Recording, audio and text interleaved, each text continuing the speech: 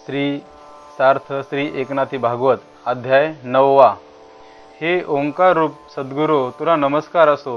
तू स्वतः अमरावतीचा अधिपती इंद्र असून अनुभव हाच ऐरावती होय. तो हत्ती स्वानंद मदाच्या उन्मत्त स्थितीने डुलत असतो. तुझ्या हातात उपदेश रूपी जाज्वल्य वज्र आहे. त्याने तू जड जीव रूपी जे पर्वत त्यांचे संकल्प विकल्प रूप पंख तोडून त्यांची पुन्हा नीट रीतीने मूळ पदावर स्थापना करतोस. विवेक हाच पारिजातक असून वैराग्यरूपी पुष्पांनी तो घमघमीत झाला आहे. मुमुक्षुरूपी भ्रमर त्या पुष्पात शिरून चित्सुखरूपी मकरंद सेवन करतात. उपशम हाच बृहस्पती, तो तुझ्या विश्वासाने तुझ्या अगदी सन्निध असतो. त्याला तूही मोठ्या प्रेमाने मान देतोस. तोच तुझ्या सभेतील मुख्य सभासद आहे. तुझ्या पदरी कृपारूप कामधेनूंची खिल्लारे आहेत. श्रद्धारूपी वत्सांच्या हुंबरण्याने त्यांच्या स्तनांमध्ये पान्हा भरून दूध वाहू लागते. ते भगवत भक्तांना पुरते. तेजस्वी चिंतामणीचे खडे तुझ्या सभोवतालच्या जमिनीवर पडलेले असतात, परंतु भक्त त्यांच्याकडे ढुंकून सुद्धा पाहत नाहीत. तुझ्या चरणाच्या आवडीनेच ते तृप्त असतात. स्वर्गातील अप्सरा म्हणजे अष्टमहासिद्धी तुझ्या पुढे नाना प्रकाराने नृत्य करीतात, पण खरोखर तुझे दास असतात. ते त्यांच्याकडे वाकड्या नजरेने सुद्धा पाहत नाहीत. मंदबुद्धी पुरुषच त्यांना भाळतात. सर्वत्र समदृष्टीचे तुझे सिंहासन अढळ आहे. त्यावर सच्चिदानंदाची गादी आहे.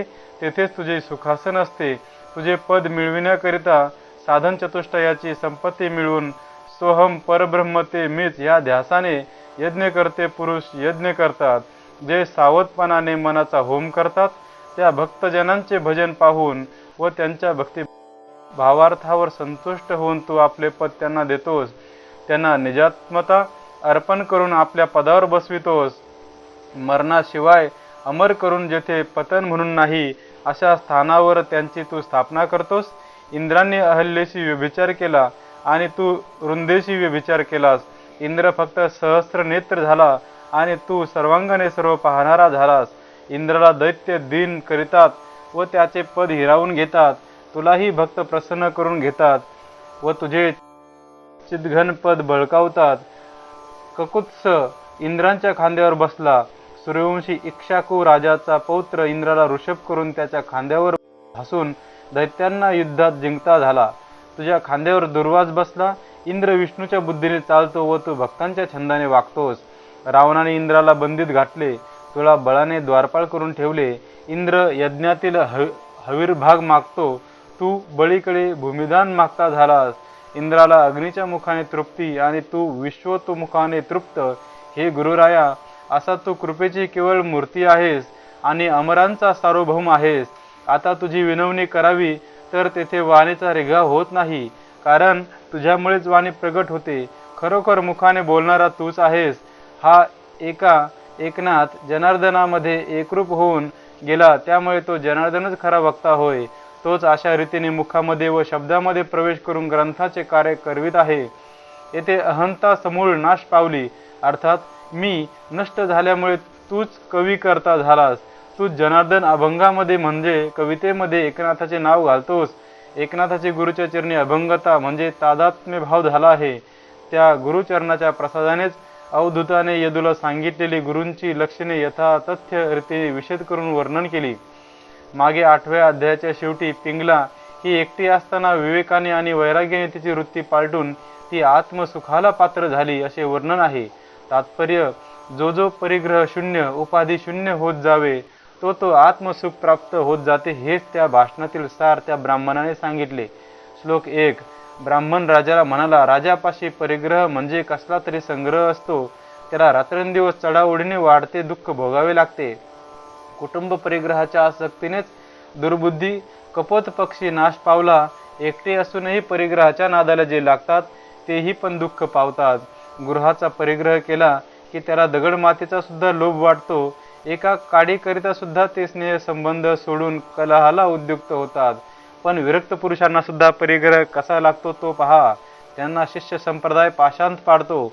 शास्त्राच्या पुस्तकाच्या संग्रहाची आवड लागून त्यामुळे मठ करण्याचा लोभ सुटतो आणि मग त्या मठांतील शिष्यांची समजूत घालता घालता बिचारा अगदी बेजार होऊन जातो. मग ते त्या परिवाराला कंटाळून साराच परिवार सोडून देतात. मठाची आशा लागली की त्यासाठी शिष्य संप्रदाय जमवावा लागतो. शिष्य समुदाय जमला की त्यांचा परस्परात आपोआपच कलह उत्पन्न होतो. अशा प्रकारे परिग्रहामुळे संन्यासाला विरोध मात्र होतो.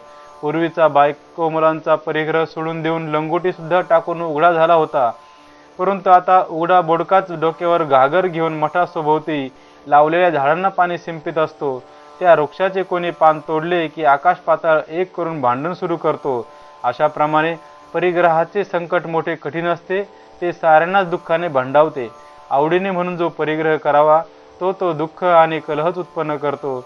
हा प्रत्यक्ष अनुभव येत असूनही वैराग्य उत्पन्न होत नाही.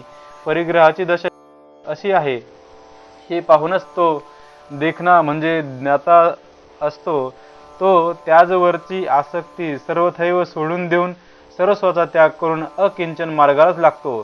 प्रपंच हाच मुळी क्षणभंगूर म्हणजे नाशवंत आहे, त्यातला परिग्रह शाश्वत कसा असणार ह्याप्रमाणे साऱ्याचा विचार करूनच ते अकिंचन होऊन बसतात. सर्व परिग्रहांमध्ये देह परिग्रहाचा खोडा मोठा दांडगा असतो. तो मिथ्या समजून तत्काळ जो फोडून टाकतो तोच खरा विचारी व ज्ञाता होय. ज्याचा देह परिग्रह मिथ्या होतो तो अनंत सुखाच्या मंदिरात येतो. ज्या सुखाचा अंत करता येत नाही त्या निज सुखाला तो प्राप्त होतो. असे सांगून अवधूत विनोदाने म्हणाला, परिग्रह हा दुःखदायक असल्याचा वृत्तांत तुला टिटवीच्या गुरुत्वावरून सांदेत सांगून देतो. तेव्हा राजाच्या मनाला दचका बसला. तो मनात म्हणाला, मीही राज्य परिग्रहात गुंतून पडलो असून देह परिग्रहानेही बंधित पडलो आहे, तेव्हा ह्याचा मला आता त्याग केला पाहिजे. ह्याप्रमाणे राजाला वैराग्य उत्पन्न होऊन तो सर्वस्व त्याग करण्याला तयार झाला. श्रवणाचे भाग्य त्याला लाभल्यामुळे तो आत्मज्ञानाला प्राप्त झाला. कुररी पक्षाच्या गुरुत्वाने परिग्रह त्यागाचा विचार करण्यासाठी तो नीट लक्ष लावून श्रवण करू लागला. श्लोक 2. कोणी एक कुरर नाव म्हणजे टिटवी पक्षी होता. त्याला एक चांगलासा मांसाचा तुकडा मिळाला. त्याने तो तेथल्या तेथेच खाऊन टाकावा, पण तो न खाता लोभ स्वभावाने बाळगून ठेवला. तेव्हा तो मांसाचा मोठा तुकडा पाहून ज्या टिटव्यांपाशी तसला तुकडा नव्हता ते ह्याच्यापेक्षा बलवान लहान मोठे टिटवे मिळून लवकर त्याच्याकडे धावत आले. ते आता बळजबरीने तो तुकडा आपल्यापासून हिरावून घेतील हे जाणून तो पुढे पळू लागला. तो पळतो आहे असे पाहून सर्वांनी एकदम लगट करून त्याला घेरले. त्या माणसाच्या लालसेने सर्वांचा मोठा झगडा सुरू झाला. ते निष्ठुर होऊन चहूकडून त्याला फडाफड मारू लागले. कोणी पंखाने झडपू लागले, कोणी नखाने चपेटे हाणू लागले, कोणी तोंडाने ओरबाडू लागले. त्यामुळे त्याला अतिशय दुःख झाले. माणसाच्या तुकड्याने तोंड गुंतलेले असल्यामुळे मारले तरी ओरडायला येत नव्हते. कितीही धक्काबुक्की केली तरी त्याला बोलावायला तोंड नव्हते. तो मनात विचार करू लागला की हे माझे खरोखर स्वजातीय बांधव असून स्नेहभाव सोडून मला का बरे पीडा देतात. तो म्हणाला, माझ्या जवळचा माणसाचा तुकडा हेच माझ्या दुःखाचे मूळ आहे. असे म्हणून त्याने तो लागलाच टाकून दिला आणि सुखाने स्वस्थ बसला.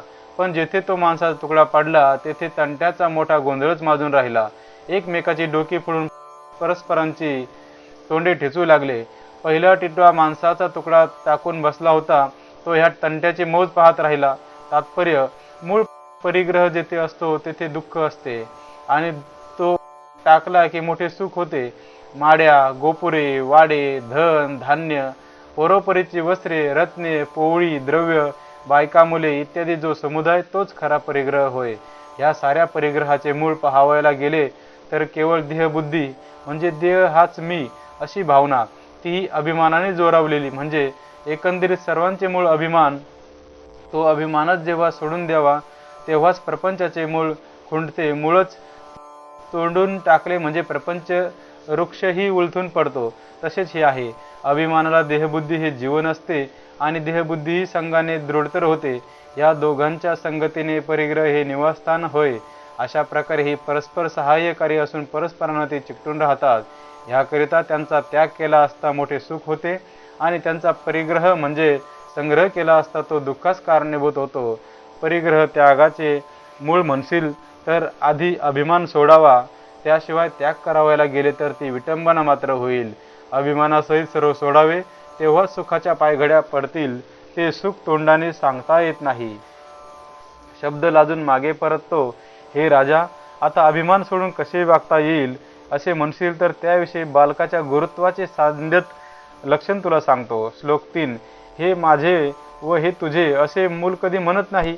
हे उंच व हे नीच असे त्याला समजत नाही, म्हणून ते मानापमान सुखाने सहन करून राहते.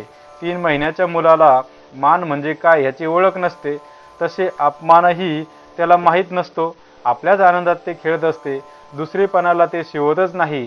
मूल आपल्याच लीलेने आपल्याशीच खेळत असते, आपणच करमणूक करते. मुलाला घरादाराची काळजी कधीच शिवत नाही, ते स्वभावतःच निष्काळजी असते. चिंतेची वार्ता त्याला माहीत नसते. दुसरी स्थितीच पाहिलेली नसल्यामुळे मूल आपल्यावरच प्रीती करते, ते आपल्यामध्येच रममाण होते. त्याप्रमाणेच योग्याची स्थिती आहे. योग्याला प्रपंचाचे भान सत्यत्वाने नसते, त्यामुळे त्याला मान व अपमान दोन्ही सारखेच असतात. चित्रातल्या सापाने खाल्ला होता, तो चित्रातल्या अमृतानेच वाचला. त्याप्रमाणे योगी जन्ममरणापासून सुटून द्वंद्वापासून मुक्त होऊन निश्चळ राहिलेला असतो. घरदार बायका मुले ह्यांची चिंता वाहणे ही सारीच गोष्ट मिथ्या होय. आपला देहच जर त्याला खरा वाटला असता तर त्याने बायका मुलांची चिंता केली असती. संसाराचे मूळ म्हटले म्हणजे कल्पना. ती कल्पना मनाच्या अधीन असते. ते मनच स्वस्वरूपामध्ये लीन झाले म्हणजे सर्वत्र चिदघन वस्तूच होऊन जाते. त्या स्वरूपाच्या अनुसंधानाने तो चिदघन स्वरूपात आनंदाने क्रीडा करीत असतो. ती क्रीडा अभिमानविरहित दैवयोगाने चालत असते. आत्मसुखाची प्राप्ती होऊन मनादी इंद्रिये शांत झाली, अनुमात्र ही वृत्ती स्फुरत पावेनशी झाली म्हणजे त्याला समाधी असे म्हणतात. त्याचे स्वरूपामध्ये मन ठेवून बाह्य स्फूर्तीचे भान स्फुरत असले म्हणजे त्या स्थितीला साधू लोक व्युत्थान असे म्हणतात. उंबऱ्यावर दिवा ठेवला म्हणजे दोन्हीकडच्या बाजूंचेही पदार्थ दिसतात, त्याप्रमाणे व्युत्थान दशा जीव भावनेला व शिवस्वरूपाला दोहोलाही जाणणारी असते. मिठाचा आणि पाण्याचा ज्याप्रमाणे एकजीव होऊन जातो, त्याप्रमाणे आत्मस्वरूपात मन विरवून टाकून आत्मस्वरूपाशी तादात्म्य होऊन तो समाधी व व्युत्थान दोन्ही लाथीने झुगारून देतो. त्याला मग कोणाचा मानही नाही व अपमानही नाही. घरादाराची आणि पुत्राची चिंता तरी कोण करणार? मन स्वरूपात हरपून गेल्यामुळे तो आत्मसमाधानाला प्राप्त होतो. मना वाचून होणारे शरीर व्यापार म्हणजे अगदी मुलासारखे होत. त्याची हालचाल म्हणजे दैवयोगाने होईल ती, अर्थात नेहमी वृत्ती शून्यतेनेच वागायचे. श्लोक 4. चिंतेचा भोवरा मोठा दांडगा आहे, त्यात ब्रह्मदेवादिकांसारखे सुद्धा बुडून जातात. पण हे यदुराजा त्यातून दोघेच काय ते खरोखर सुटतात. एक योगी आणि एक मूल, त्या दोघांना द्वैताचे भान नसते. दोघेही मानापमान जाणत नाहीत. दोघेही सुखाने सुखी असतात आणि दोघेही मनावाचून वर्तन करतात. पण एकाला पुढे दुःख प्राप्त होते आणि दुसऱ्याने सुख आणि दुःख दोन्ही जिंकलेली असतात. एकाला मुग्धतेचे अजाणतेपणाचे सुख असते आणि दुसऱ्याला आत्मज्ञानाचे सुख असते. मुलाच्या ठिकाणी पाहिले तर त्याच्या देहात गुप्त वासना असते, तिलाच पुढे अंकुर फुटून तीच त्याला हटकून गोत्यांत घालते. योगी मात्र त्याप्रमाणे नव्हे, तो गुणातीत असतो. त्याला जगामध्ये सुख दुःखाचा संपर्क कधीच नसतो. देहामध्ये जीव तर वागत असलेला दिसतो, मग तो गुणातीत कसा काय होतो असे म्हणशील तर तोही वृत्तांत सांगतो, ऐक. साधक हा साधूजनांची सेवा करून आपला सत्वगुण वाढवित असतो. अशा प्रकारे सत्वगुण वाढला म्हणजे ज्ञानाचे साधन साध्य होते. त्या साधलेल्या ज्ञान साधनाच्या योगाने इहलोकात कर्मठांना भोगाव्यास लागणारे मोह ममतेचे रजतमात्मक लक्षणे ते छेदून टाकतात. तात्पर्य, शुद्ध सत्वाच्या वाढीने रज आणि तम यांचा संहार होतो व सत्व एकटेच राहते. तेही मग आपोआपच शांत होते. लाकडाचे जो भारे येऊन पडत असतात, तो अग्नी मोठ्या उल्हासाने ते जाळून टाकीत असतो. पण लाकडाचा तुकडा सुद्धा जेव्हा शिल्लक राहत नाही, तेव्हा तोच अग्नी आपल्या मूळ तेजात लीन होतो. अशाच रीतीने गुणावस्थेला जिंकून योगी गुणातीत अवस्थेला पोचतो. त्यामुळे कल्पांत झाला तरी त्याला संसार व्यथा बाधत नाही. ज्या सुखाला अंत नाही ते सुख त्यांना आत्मस्वरूपानेच प्राप्त झालेले असते. ते देहामध्ये वागत असले तरी देहातीत असतात, त्यामुळे त्यांना चिंतारूप भोवरा त्रास देत नाही. खरोखर एकी झाल्याशिवाय ही अवस्था हाती लागत नाही. ह्याचसाठी हे राजेश्वरा, मी कुमारीला गुरु केल्याची गोष्ट तुला सांगतो. श्लोक 5. कोणी एक कुमारिका होती. तिला घरामध्ये राखण ठेवून तिची आईबापे आपल्या आप्त इष्टांकडे सह कुलस्वामीच्या यात्रेला गेली. त्या कन्येच्या विवाहाचा विचार पूर्वीच करून ठेवलेला होता. त्या संबंधाने वांगनिश्चय करण्याकरिता वर पक्षाकडील थोर ब्राह्मण त्या घरी आले. त्यांनी घरात कोण आहे असे विचारले, परंतु लज्जेमुळे नवरीने मौन धारण केले. पण त्यांच्या दृष्टीस न पडता तिने त्यांच्या सत्काराच्या साहित्याची सर्व तयारी केली. खिडकीतून सर्वांना बसवायसाठी आसने दिली. गंधाक्षता, फुले, पाने व सर्व काही न बोलताच आणून दिले. पूजेचे सर्व साहित्य समोर आलेले पाहून ब्राह्मणाने जाणले की घरामध्ये फक्त नवरीच आहे व तिचेच हे चातुर्य दिसते. तिला त्यांच्या पाहुणचाराची काळजी पडली. ती मनात म्हणाली, माझ्या आईला यावायला उशीर होईल आणि घरामध्ये तर तांदूळ सडलेले नाहीत, ती येऊन सडू लागल्यास जेवणास फारच उशीर होईल. श्लोक 6. असा विचार करून ती आपणच तांदूळ सडू लागली. पण ते कांडण काढताना तिने मोठे शहाणपणाचे काम केले. ती गोष्ट श्रवण कर. कांडणाचा घाव घालताच हातातील कांकणाचा आवाज होऊ लागला. तेव्हा त्या नादाची तिलाच लाज वाटून ती मनात विचार करू लागली की श्लोक 7. ह्या कंकणाचा ध्वनी पाहुण्यांच्या कानावर गेला तर मला अतिशय लाज वाटेल, कारण ते म्हणतील की ही नवी नवरी कांडण कांडावायला बसली आहे. ह्याकरिता त्यांच्या कानावर माझ्या कंकणाचा आवाज तर जाऊ नये व माझे कांडण तर चालत राहावे, असा विचार करून तिने कंकणाकडे पाहिले. पाहावयास गेले तर ती दिसण्यात मुलगीच होती, पण तिचा विचार मात्र पोक्त मनुष्यापेक्षाही अधिक होता. त्या शहाण्या मुलीने तो कंकणाचा नाद मोठ्या युक्तीने विभागून टाकण्याचा निश्चय केला. ती मनात म्हणाली, ह्यावेळी जर कंकणे पिचवावीत तर ह्या शुभमुहूर्तावरच अपशकुन केल्यासारखे होईल. माझ्या पतीला 100 वर्ष आयुष्य हो असे म्हणून तिने कंकणे पेचविली नाहीत. ती मुलगी मोठी बुद्धिमान होती. तिने आपल्या हातातील कंकणे हळूच उतरून जपून ठेवली. दोन्ही हातात फक्त 2-2 राखिली. 2-2 कंकणे ठेवून ती कांडण कांडू लागली. पण त्या 2-2 कंकणाचाही नाद होऊ लागलाच. तो कानाने ऐकताच तिला पुन्हा लाज वाटू लागली. श्लोक 8. तेव्हा ती म्हणाली की हेही उपयोगी नाही. दोघांची गाठ एके ठिकाणी असली की तेथे शब्द हा उत्पन्न व्हावायचाच. म्हणून त्या दोहोतीलही आणखी एक कंकण काढून ती मुलगी कांडावायला बसली. तेव्हा एका कंकणाचा नाद मुळीच उठेनासा झाला. हे राजवर्या, तोच उपदेश मी येथे शिकून घेतला. श्लोक 9. तू आपले प्रतिस्पर्धी असलेले सारे राजे जिंकून त्यांना आपले दास करून ठेवलेस. त्यामुळे मी मोठा समर्थ शत्रूंना अजिंक्य असा गर्व मनात असेल तर तो व्यर्थ होय. कारण कामक्रोधाधिक शत्रूंचा सगळा वर्ग यथासंग जिंकल्याशिवाय अरिमर्दन हा शब्द योग्य होणार नाही. त्या शब्दाला कमीपणा मात्र येईल. कामाधिक जे षडरिपू आहेत ते ह्या उपदेशरूप शस्त्राच्या धारेने हतवीर्य करून त्यांना वठणीवर आणशील, तेव्हाच तुला संसारात शत्रू नाही असे म्हणता येईल. असो, आता तू म्हणशील की तू अवधूत केवळ लोकविरहित राहतोस आणि ती कन्या तर घराच्या आत असणारी. तिचा एकांतातील वृत्तांत तुला कसा कळला? तर सांगतो ऐक. मी निर्जन अरण्यात राहून गुरुवचनावर विश्वास ठेवून आसनावर अढळ बसून ध्यानामध्ये निज तत्वाचे आकलन केले आहे. त्या तत्वनिश्चयकरिता मी पृथ्वीवर फिरत असतो आणि जनात असो की वनात असो निजात्म भावच दृढ करून मी पाहत असतो. दृश्य पदार्थाची भेट झाली तरी दृश्य हे दृश्यत्वाने दिसतच नाही. इतकेच नव्हे तर दृष्टीपणही नाहीसे होते. अशा दृष्टीने मी फिरत असतो. ह्याप्रमाणे गुरुत्वाचे गुण स्वीकारून जगाकडे पाहत असता मला चैतन्य भावच स्फुरू लागतो. अशा रीतीने मी फिरत असतो. अशा आत्मदृष्टीने चराचर सृष्टीत फिरत असता अकस्मात त्याच वेळी मी त्या मुलीच्या घरी पोचलो. ही चतुरा, आपला हेतू सिद्धीस नेण्याकरिता त्या मुलीने कंकणाची युक्ती कशी काढली त्याचा विचार करून त्यापासून मी कोणता बोध घेतला ते ऐक. श्लोक 10. ज्या ठिकाणी पुष्कळ लोक वास करीतात तेथे अनिवार्य कलह माजून राहतो. इतकेच नव्हे तर दोघेच आसामी जरी एकांतात बसले तरी सुद्धा अनेक प्रकारच्या गोष्टी करू लागतात. जेथे गोष्टींमध्येच वेळ जातो तेथे आपला स्वार्थ असा काहीच साधत नाही. म्हणूनच पहा, मी हा एकच फिरत असतो. एकटाच असता एकाग्रता साधली तर मोठा लाभ हाताला चढतो आणि त्याकरिताच खरोखर मी एका बाण करणाऱ्या मनुष्याला गुरु करून घेतले. श्लोक 11. वैराग्याशिवायच अभ्यास सुरू केला तर तेथे विषयरूप दांडगे चोर उठतात. काम दरोडा घालतो आणि मुद्दल जे आत्मज्ञान तेच नाहीसे होते. ह्याकरिता विवेकरूप दिवा पुढे करून अज्ञानरूप अंधार आधी नाहीसा करावा आणि भूचरी, खेचरी, अगोचरी व अलक्ष्य अशा महामुद्रेच्या योगाने वैराग्याचेही पुरे पाठबळ घ्यावे. प्राणाची आणि अपानाची फार दिवस चुकामुक झालेली होती. ती अभ्यासाच्या बळाने दोघांची एकदम भेट करून दिली.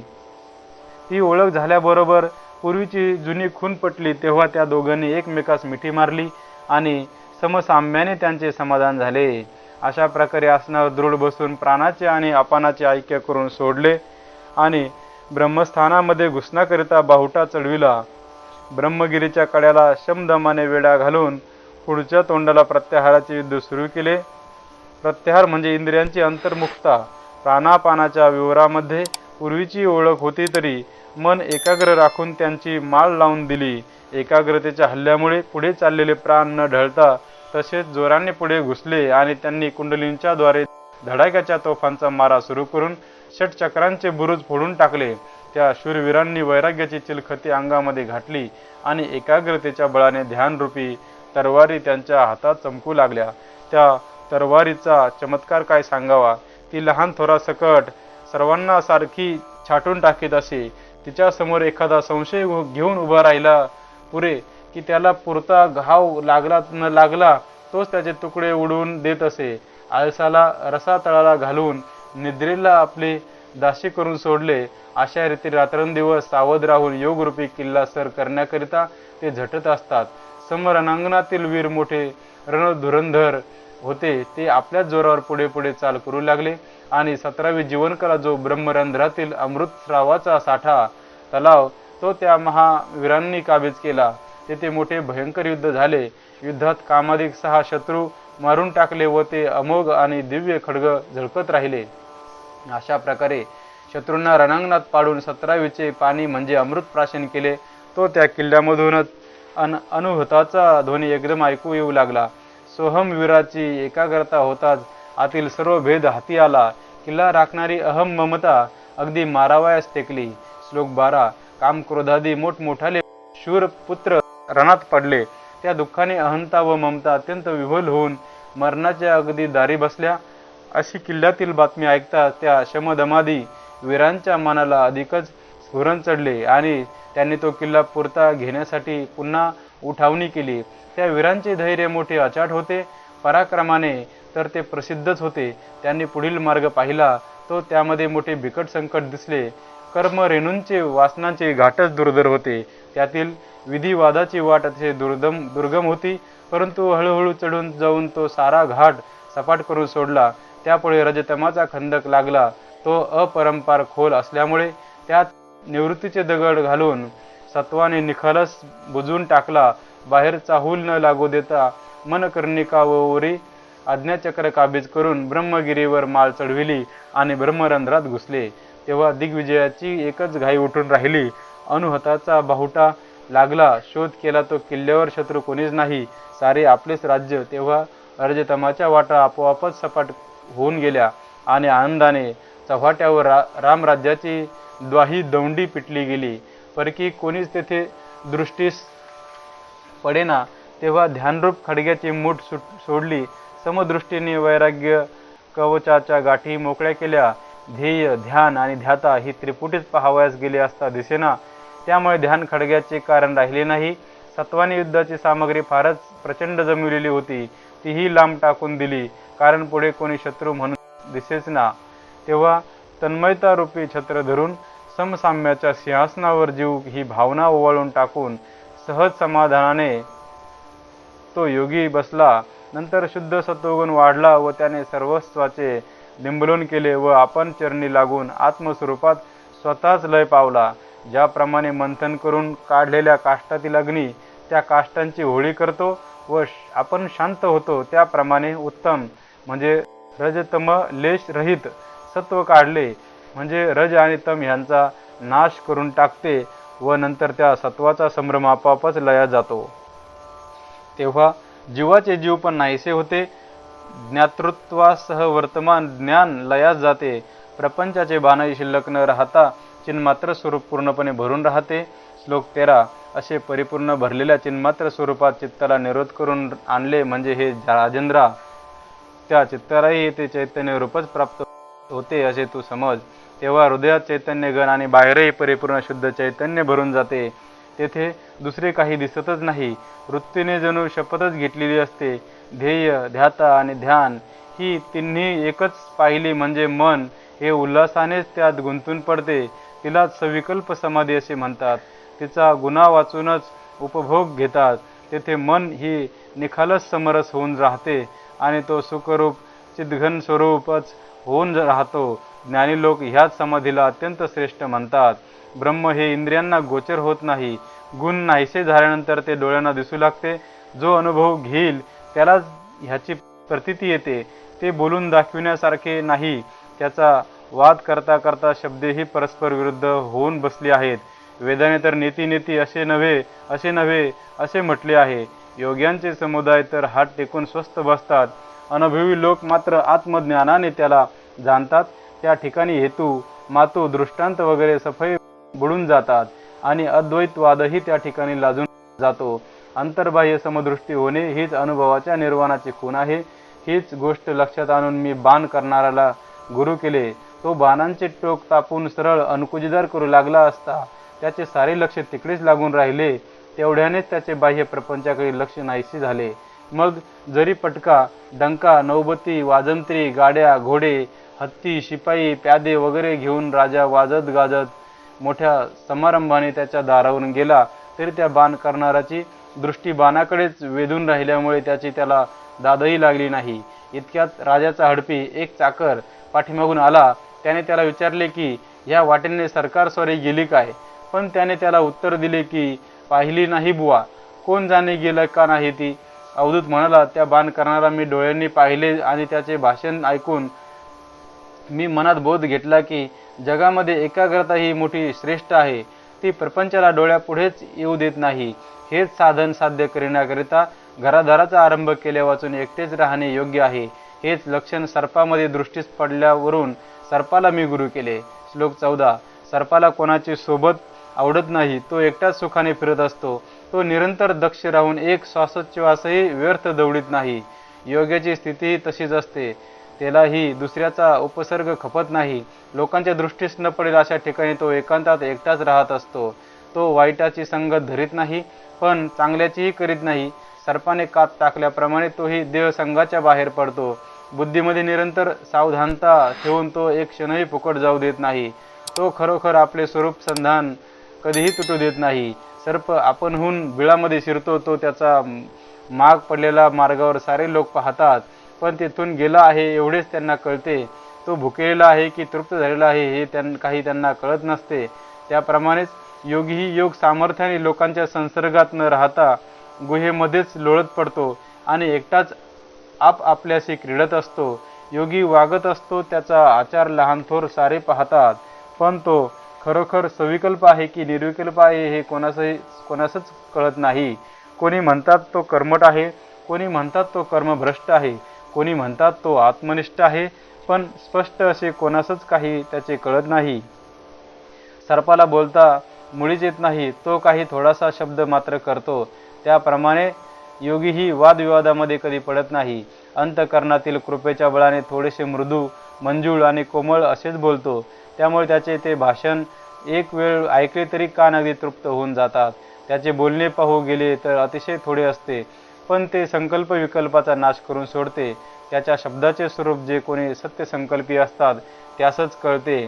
जो एकटा व उदासीन असतो, ज्याचे मन परमार्थाकडेच लागून राहिले आहे, त्याने घरदार करण्याची आशा धरून व्यर्थ यातेत पडू नये.